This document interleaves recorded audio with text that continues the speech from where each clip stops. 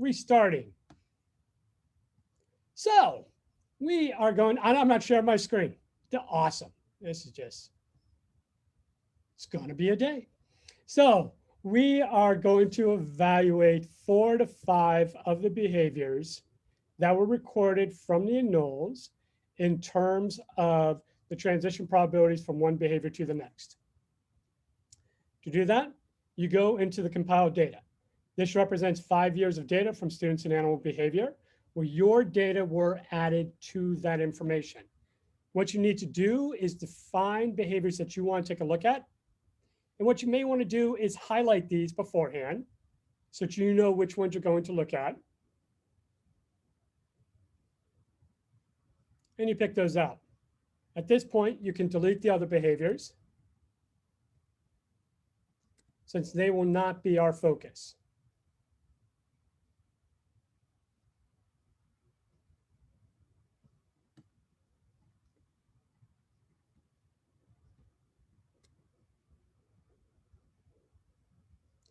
We want to do the same thing on the second behavior. So we have the same behaviors for both the first and the second.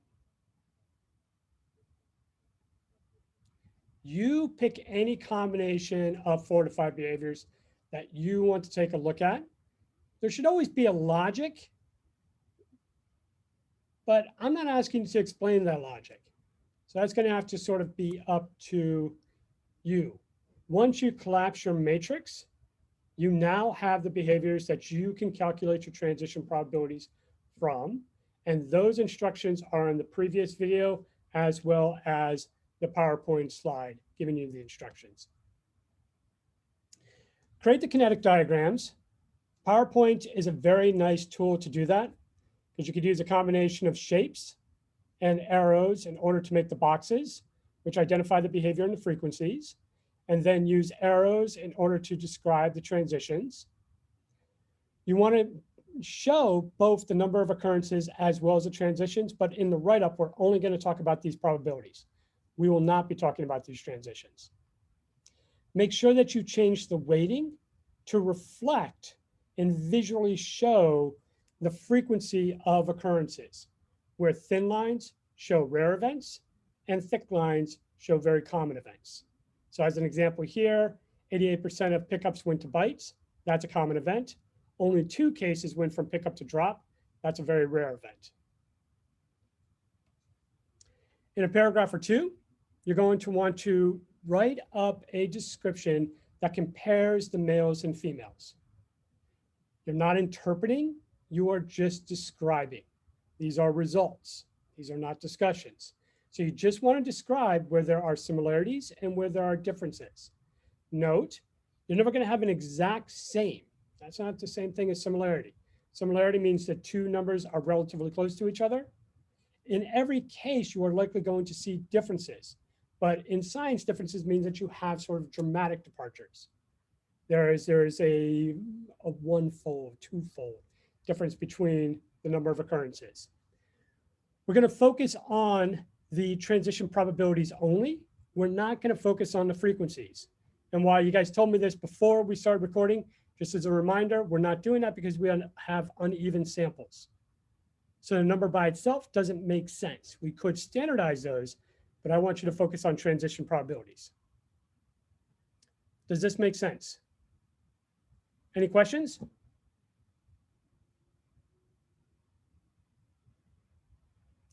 When is this due?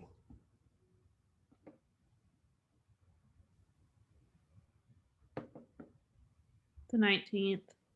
When do you need it due? May 18th. A little closer. Next week, Tuesday. Next week, Tuesday before class? Sure. Yes. Sure. It means the grading will be slower, but that'll be fine. So let's stop with this. Let's stop with this. The information is on Canvas, and the recording will also be put up on campus, and the compiled data are on campus as well. Any last questions with that before we move on to the next thing?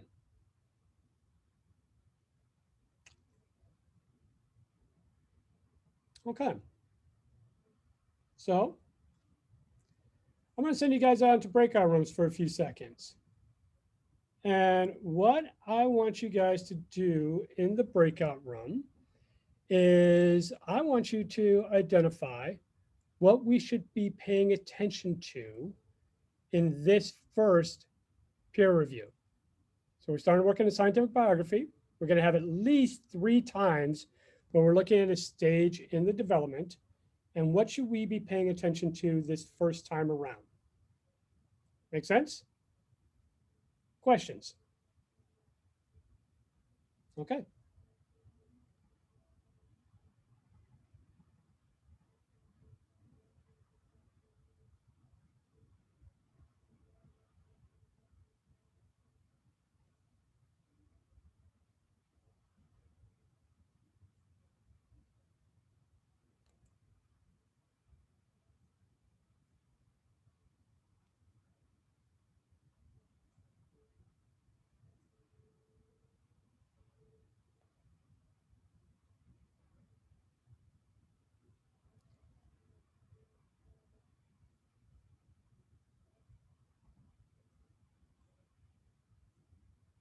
Cindy, Audrey, let's head out.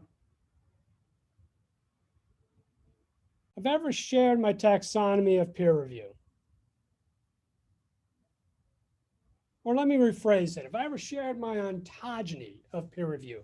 Because it's more a developmental issue than it actually is a taxonomy. I'm going to take it by the blank stares. We're going to go with a no on that one. As far as I see it, peer reviews have 3 stages of development. The first 2 are problematic.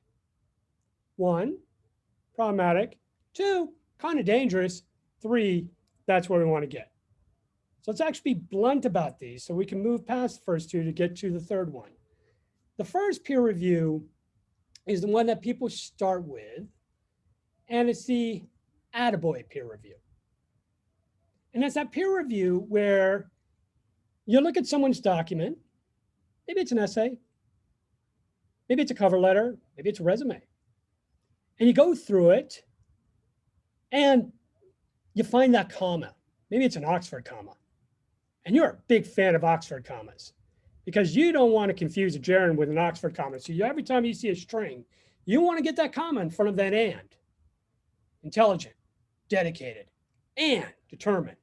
Or that comma has to go in front of that and. Or, maybe there's a there that should have been a there, a than that should have been a than. And these attaboys are really focused on the idea that, this is really good. I really like what you wrote here. This is excellent. I mean, you may want to, well, I like the Oxford comma. You may want to include it, but you don't have to. It would be fine not to, but you could. And I think you're trying to compare 2 things. And therefore, I think it's than, THAN. I mean, I might be wrong. That might not be what you're trying to do, but that's what this is really good. And I'm not sure this is a proper noun. So maybe it is. I don't know. So maybe, I don't think you want the capitalization. That's all I'm trying to say. Now, if it's a proper noun, I apologize. It's on me. My mistake. My bad. Okay. So that's the attaboy peer review. This. What is the problem with the attaboy peer review? I don't know how to put it, but I guess it's not providing any insightful help or it's just grammar based, and it's not looking at what they included, the information that they included, and taking that a step further. Lovely. It's focused on grammar. It's not really looking at the information, doesn't take it a step further. Sam, what's another problem with the attaboy peer review?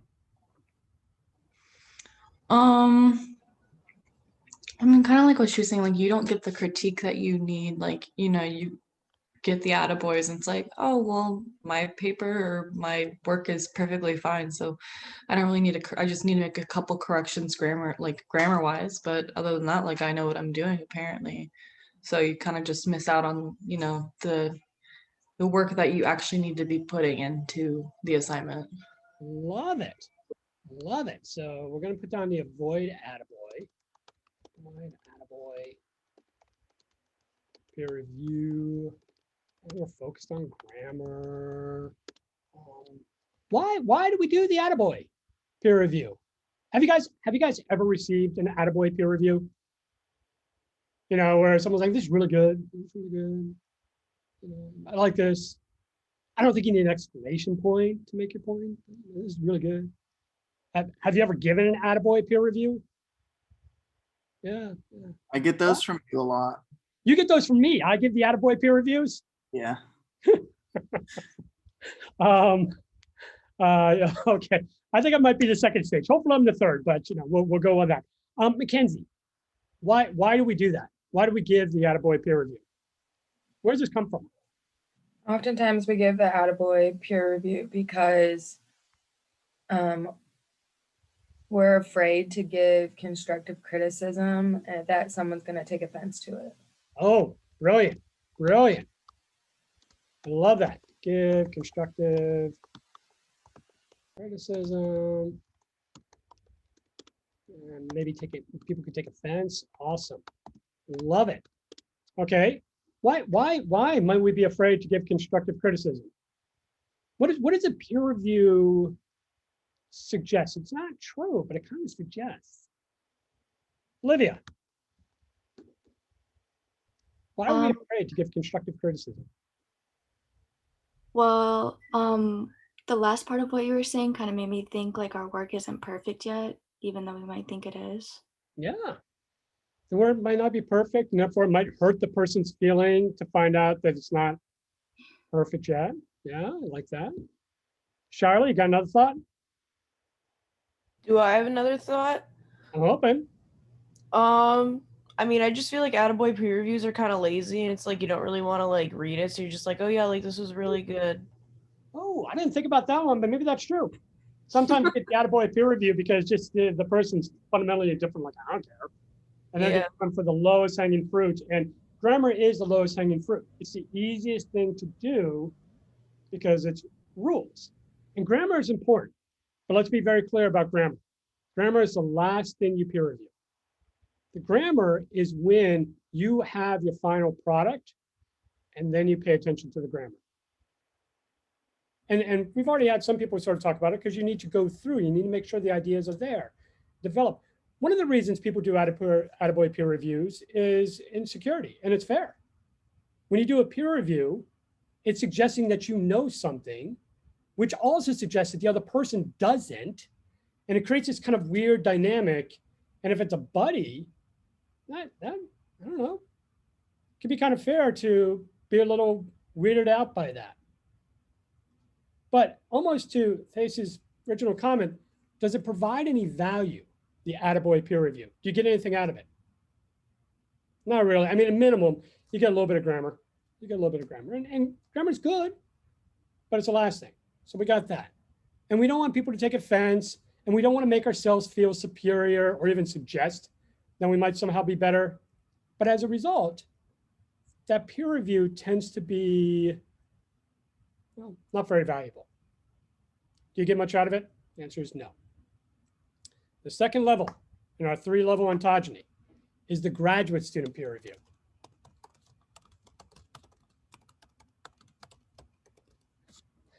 I don't know what happens, and we'll try to go into the psychotherapy of this in a little bit, but the graduate student peer review. Why are you wasting my time? Comment on the side. Have you heard of it? It's a book. It's called a dictionary. If you use it, maybe it would help you spell better. This is the dumbest idea I have read in a long time. How do you possibly think you're going to succeed in this field? Do you know that we go from point A to point B to point C to point D, not A to C to B to D? I'm really concerned. You clearly need to start at the Writing Center and then go back to the Writing Center and probably stay at the Writing Center. Have you thought about a different major?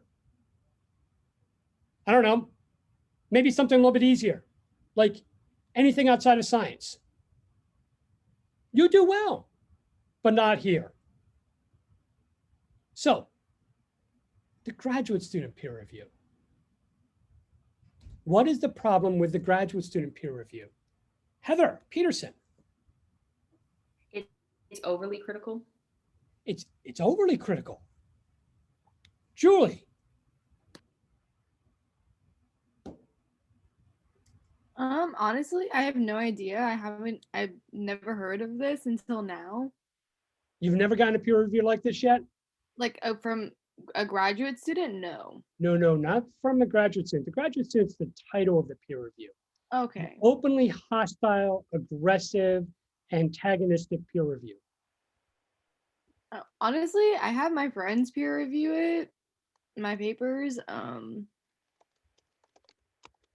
Okay, so I'll keep going on. So the first level is the attaboy. Second level is the graduate student peer review. Carla, what is the problem with it?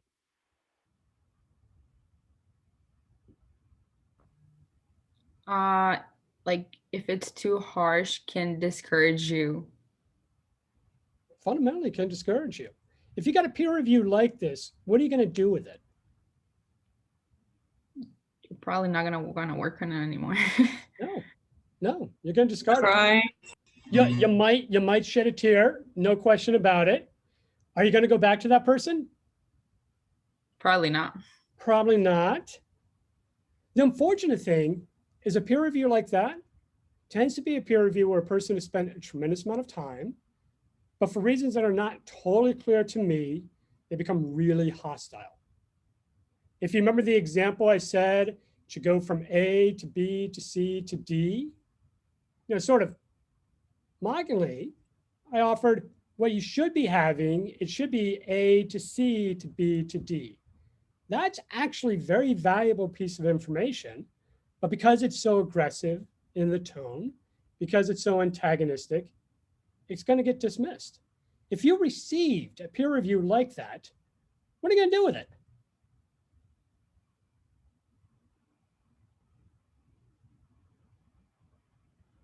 I see a few heads shaking back and forth. What are we going to do what most people do? Not is just trash it. And what's really disappointing about that is both the peer review and what you can get out of it gets lost in the process. Why is it called the graduate student peer review? Because I don't know what happens in graduate school, but this is where you tend to see it. It tends to be maybe third, fourth year graduate students who share out this type of peer review. They're hostile, they're nasty, and they're very easily dismissed because of that. We don't want that either. So what do we want? We want the last one.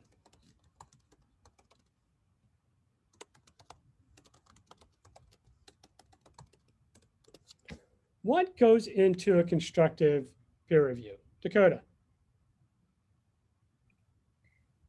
A good analysis of what was written and really how it could be improved, like on a critical level. Okay.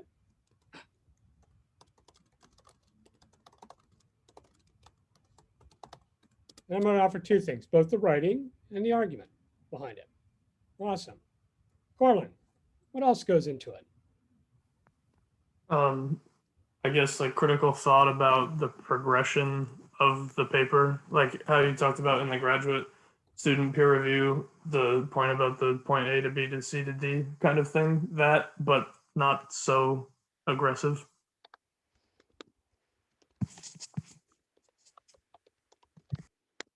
What else goes into it? Nate Wilkerson.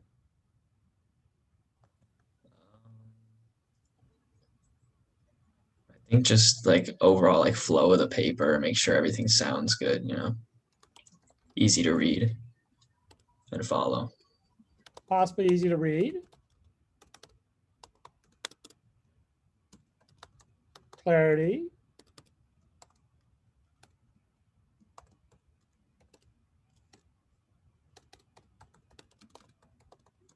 Like it. Now here's the trick. How do you get a constructive peer review?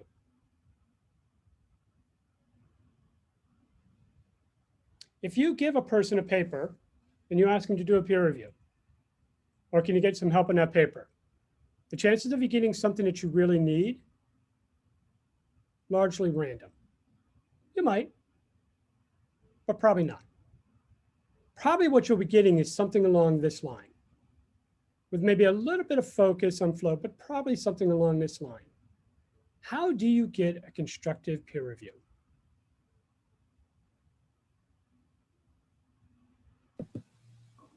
Is that where you come with like a nice first rough draft? One, we come with a nice rough draft, but how you actually get it is you think in advance what you need. And you're very specific about that request. I need you to take a look at this. In particular, what I really want you to do is pay attention to this part. I think I have a sense here, but I'm not really sure what I'm doing. And is this making sense? Is this clear? So you want to come up with a plan. So what we're going to do right now is we're going to make a plan for this first peer review. So what did I ask you guys to bring in today?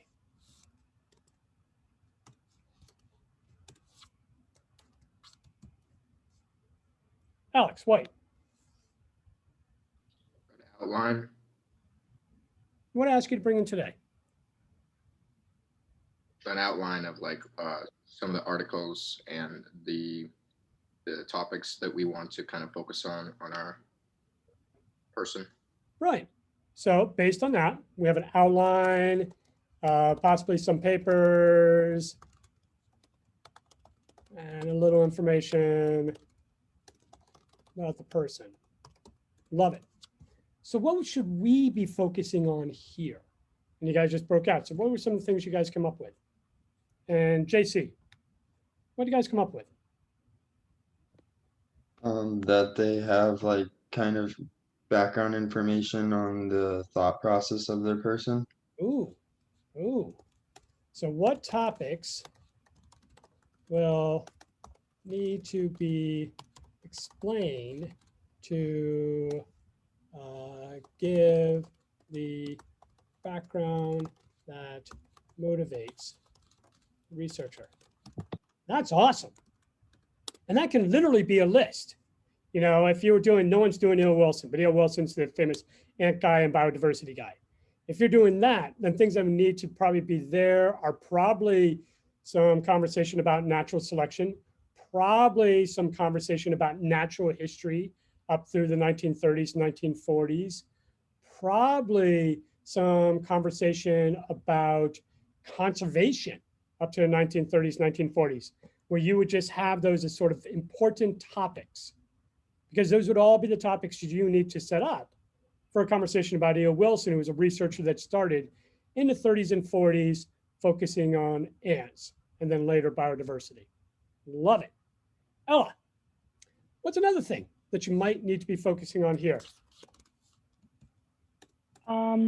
We picked out, like we said that we would pick out the articles that we were going to look at from the researcher. Okay, so what about the articles? It would be a really good thing to have someone peer review.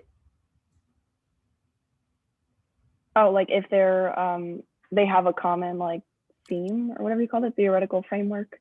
Do the articles have a logical connection?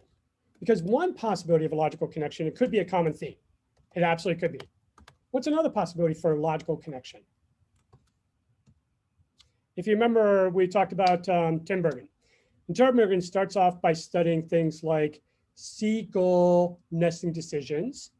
Then middle of his career, he's developing the concepts that would become animal behavior. And then later in the career, he's doing this in terms of human health. In particular, he was interested in autism and behavioral considerations of people. So that's not necessarily a common theme in terms of seagulls. It's not necessarily a common theme in terms of animal behavior, but there can definitely be a logic. So what's another thing besides maybe a common organism, common research question? What's another type of common theme?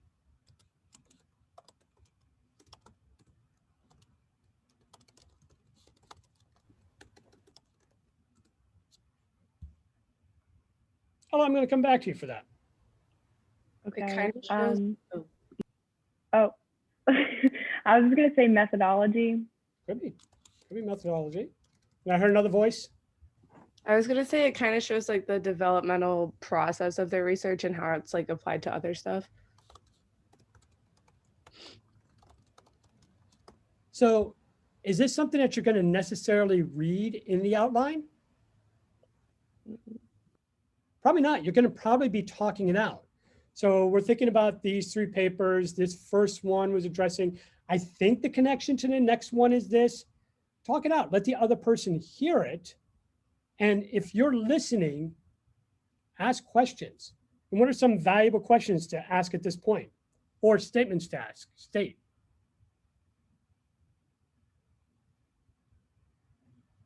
How? I don't get it. What do you mean? All of these are really important pieces at this stage because it forces the other person to pull it out, flesh it out. Love that. What's another thing we should be considering in terms of this first peer review?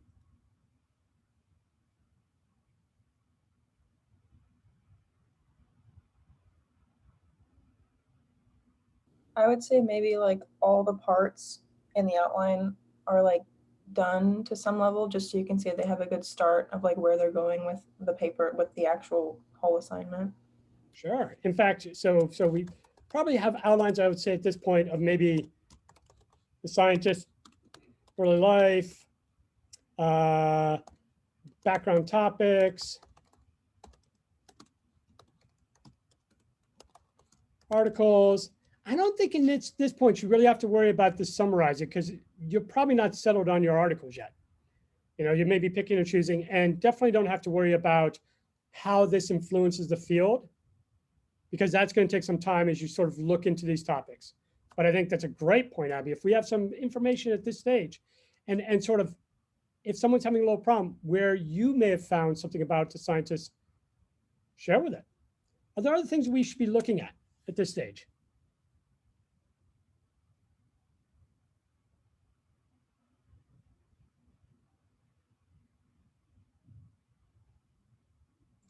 I have possible way, like their possible use of resources or like references. Oh, right. So not only do they have a logical connection, but are these the right articles? You know, for one thing, are these going to be review articles or research articles? Primarily research. They actually should all be research. Second, you may have a choice between 2 or 3, and one just makes more sense. This is a great point to sort of have that conversation and think about what those are.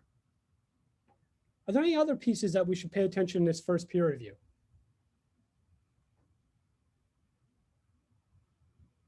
I think these are great. So this is what we're going to do.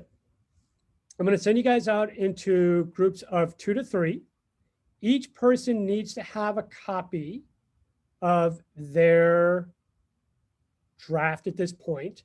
These drafts do not have to be elaborate at this point. That's not what we're looking for. The draft is really something to start a conversation. What are the topics that need to be addressed in order to explain the motivation to this researcher? That is a very difficult part of this assignment. And really kind of getting into that and thinking about, well, this person worked on platypuses. Do we just have to understand marsupials? Or, well, they actually did a lot of stuff in terms of foraging. Okay, so do we need to understand foraging theory? Yeah, and they're also looking at the issue associated with human development. So do we need to be looking at urbanization? What are those topics that need to be addressed in that background? This is something we're going to talk out.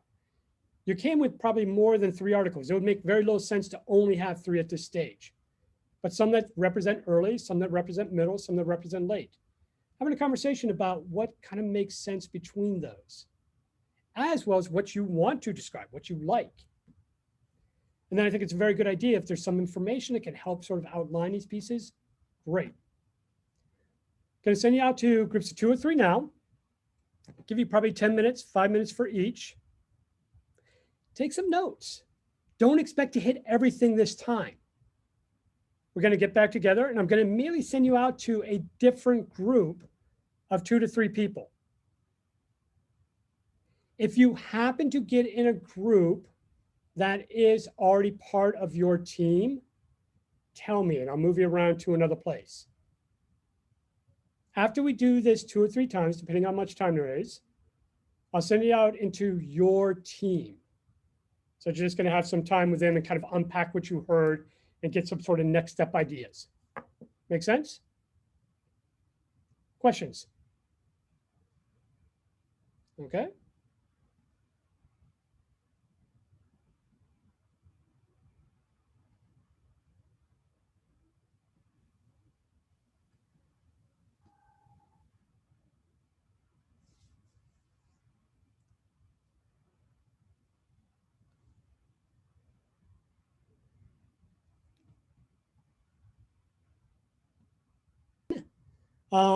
And one of the biggest questions, you have these massive colonies, and how does a single foraging honeybee communicate with an entire hive? If you have every single individual going out to forage, then you lack an efficiency in order to take advantage of the resources, especially as temporary as these resources are, to get the necessary food and supplies that are needed to maintain the entire colony. So this is a forager honeybee. If you guys notice how it's foraging, I think it's actually, I wouldn't say the word comical, but is this bee pollinating?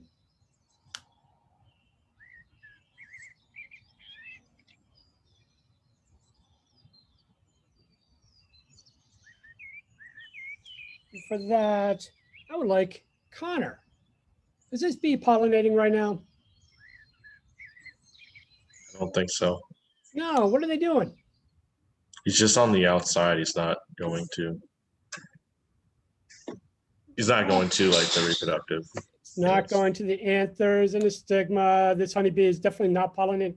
In fact, what this honeybee is doing is robbing the nectar from the flower.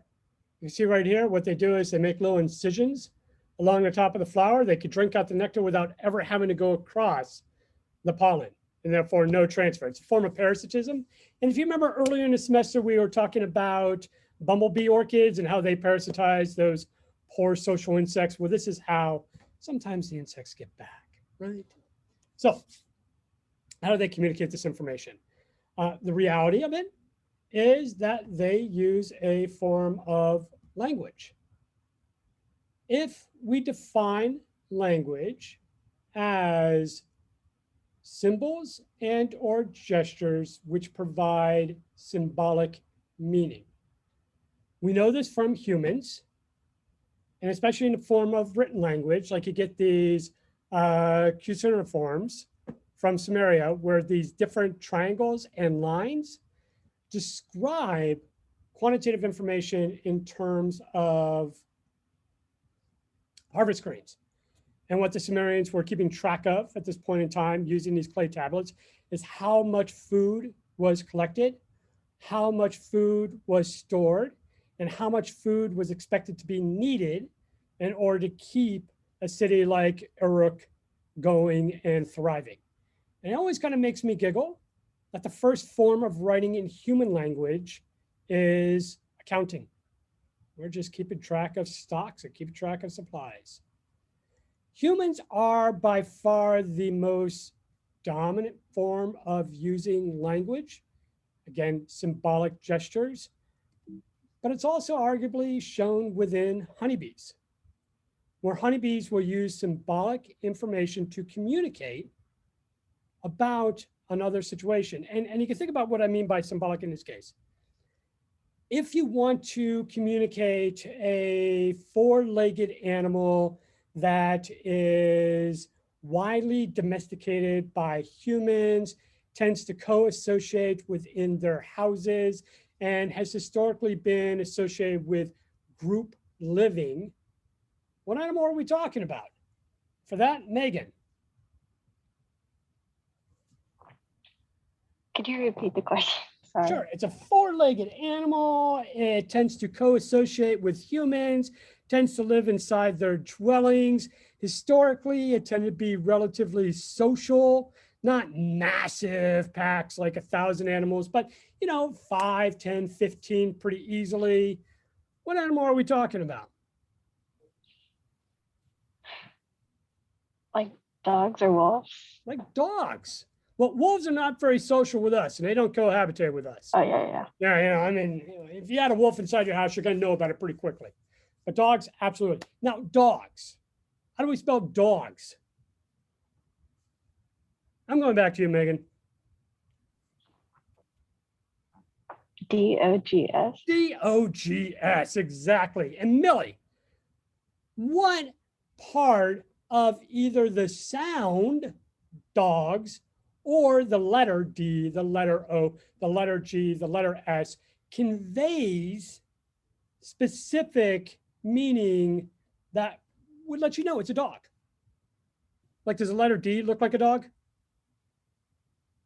Not really, no. Not really. How about the letter O? Does that look like a dog? No, The letter G? no, The letter S? no. How about the sound? Does it sound dog? Does it sound like a dog? Sound like a dog? No. Yeah. Like, do we hear dogs go dog, dog, No. dog, dog, dog, dog? No. Those are symbolic in that we use alphanumeric symbols. We use letters and geometry of those letters. We create abstractions in terms of how we vocalize.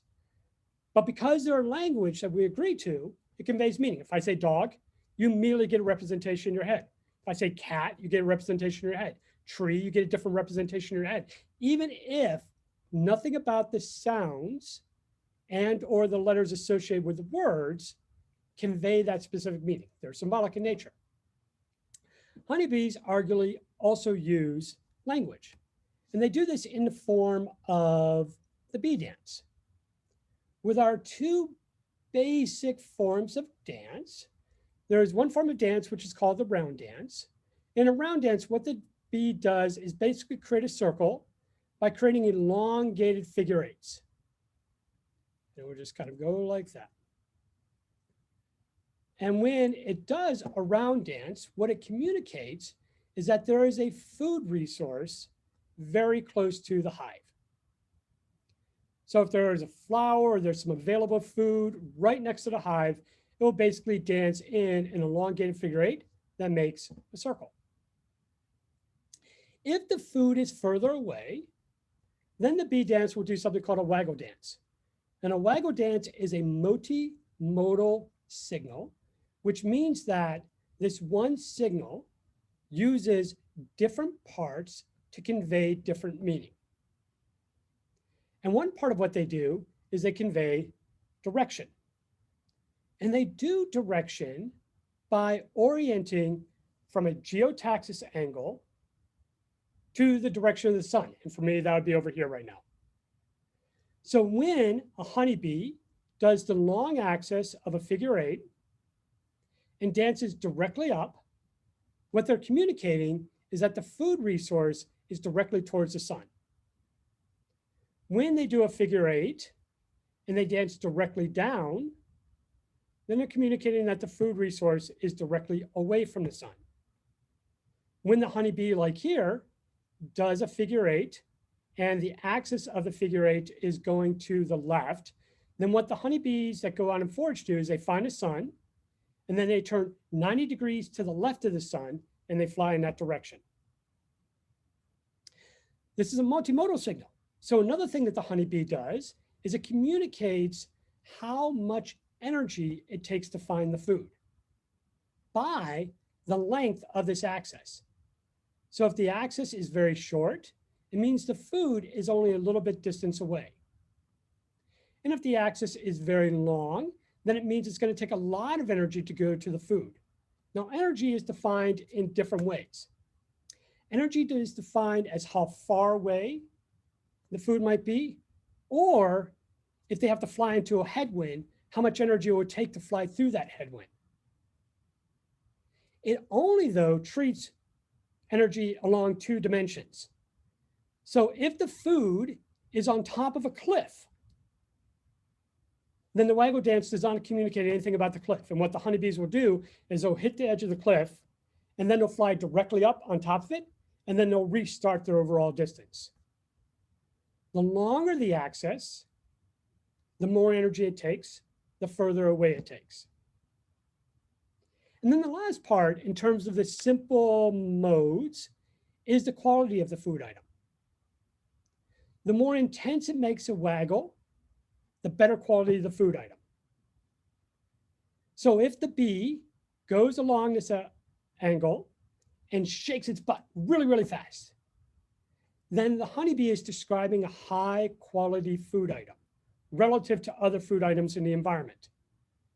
If the honeybee goes along this angle, sort of just wiggles its butt a little bit, left and right, then it means the food that it's describing is not that good relative to other food items. And it's a relativistic thing. So it's not saying if it's 75% sucrose, which would be a high quality food item, it's going to shake its butt really fast. But if it's a 25% sucrose, it's going to shake its butt really mild. It's a relative statement. So if it's 25% sucrose, but that's better than anything else around, it will shake its butt really fast. And if it's a 75% sucrose, but that's not as good as everything else around, it will shake its butt mildly. So it gives a relativistic statement about how good the food item is. When it's relatively high quality, a very intense shake. And when it's relatively low quality, a very mild shake. So we have these three basic modes. If it dances directly up, what it does, the honeybee finds the sun and flies directly from the hive to the sun to find the flower. If it changes its axis and turns it to the left 60 degrees from geotaxis, then when the honeybee goes out of the hive, it finds the sun and it moves 60 degrees to the left. If it flies 120 degrees to the right of geotaxis, then a honeybee, when it leaves the hive, orients 120 degrees away from the sun and flies in that direction. And then last, maybe one of the more easy ones, when it flies directly down, so from geotaxis, then it will find a sun and fly directly away.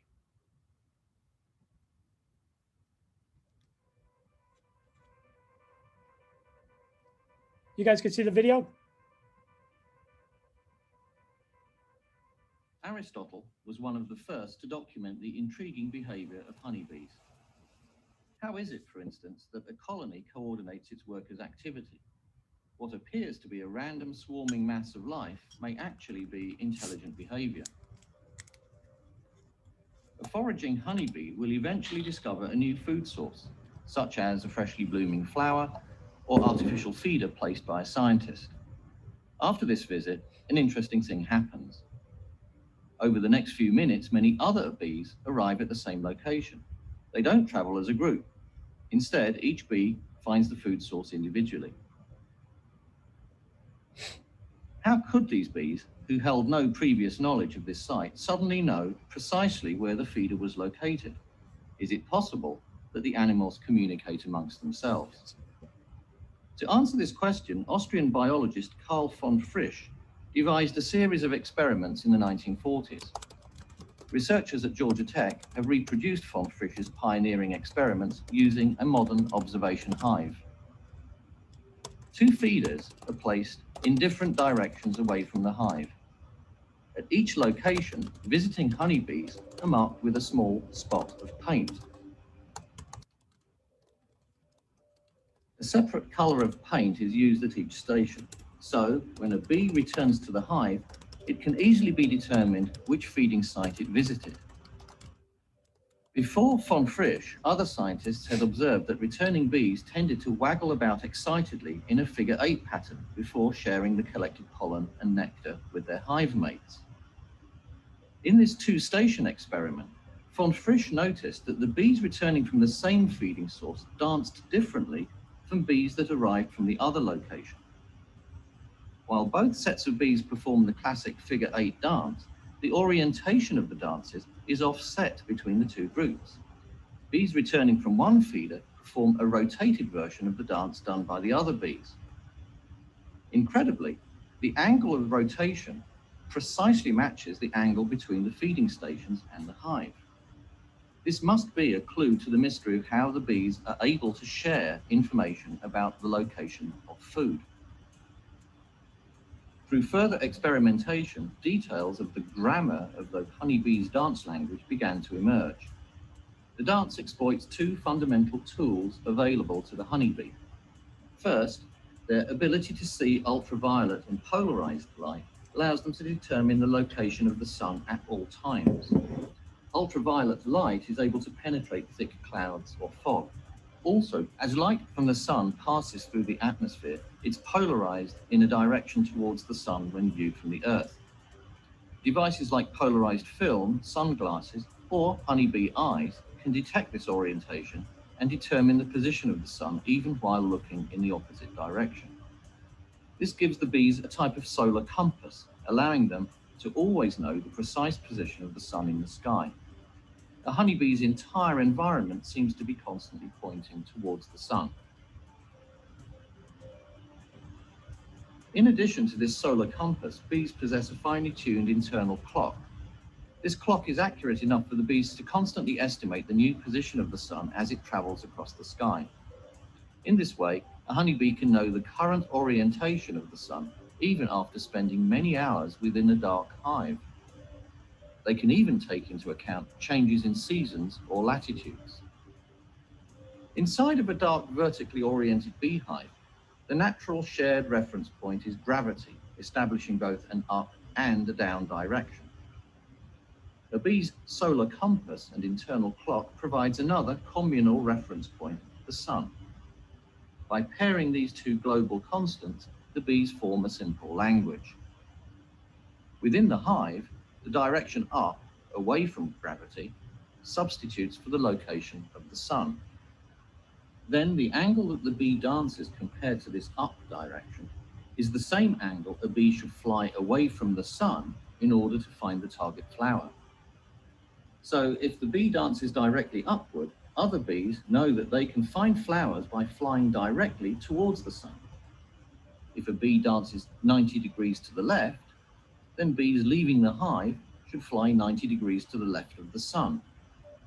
A bee angling its dance towards the ground will let others know to fly directly away from the sun. As the day goes by, a bee will even use its internal clock to adjust for the movement of the sun in the sky. This lets fellow workers always know the correct direction to travel in order to find food. The central waggle section of the bee's dance also contains information about the distance to a food source. Longer time spent in this part of the dance means that the food is further away. Shorter durations mean that the food is closer by. In general, a bee increases the duration of this section by 1 second for every kilometer of distance to the food.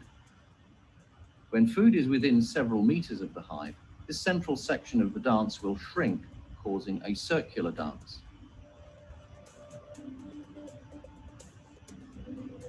For bees, distance is actually measured by the amount of energy it takes them to travel. Thus, a strong headwind could cause a bee to dance as if the food came from a further distance away. Again, the information contained in a honeybee's dance consists of two parts. One, the orientation of the dance, which describes what angle to travel away from the sun, and two, the duration of the... All right. So, because of the pandemic, we can't do the bee dance. And you may have not heard about this, but we have a big old beehive. And we bring people right to the middle of the campus. And in that beehive, you all do the dance. And successful completion of the dance by sending out a forager to go find food means that you win. You get reward. But we can't do that because for some reason, I'm not allowed to crowd 25 people into a very tight tent. I know, it's shocking. But I still would like to determine whether you guys are as smart as a bee. So we're going to do a little lab assignment. And you guys could do this now. You can do this later. Not a problem. You're going to play the bee dance. And there are 2 stages to the bee dance. There's the beginning stage and there's the advanced stage. You can go through some introductions. You can look at how to play, but you're going to go here. Each person's going to do this. You can put in your own name. And then you can decide the beginner mode or the advanced mode. You can do this as many times as you want. If you successfully complete the beginner mode, what you will get is you will get a little certificate. Where do I have the bee dance? Bee dance, bee dance, bee dance. Right here, yep. You'll get a little certificate like this that shows you going to the first level, second level, third level, fourth level. It will show your times. It will show you whether corrected, incorrect, or correct. And if you complete all the beginner, you get 85% credit. If you complete all the advanced, you get 100% credit. Now, mind you, in advance, you got to watch out for wasps too. Because there are wasps that will attack your poor bee as it's going out to forage. Is there any questions with this? Okay, then I will leave you on that note. Go ahead and get started. This is due before the beginning of class on Thursday. Any questions? And this will post up in a second. I'm just going to copy in the URL. So give me about 5 minutes and I'll have that up for you. On Thursday, sorry, I actually do have another point that I want to remember. On Thursday, we're going to start the next lab, but I don't actually expect us to get out because I'm going to give you guys the question and you guys are going to design the experiment. And the group will have to make choices, we'll have to make decisions, and we'll get started with data collection as soon as you guys are ready. Make sense? Any questions? So that'll be online. We're virtual. Yeah, we'll start online. Yep. On Thursday. Okay, have a good day, guys. Have a good day.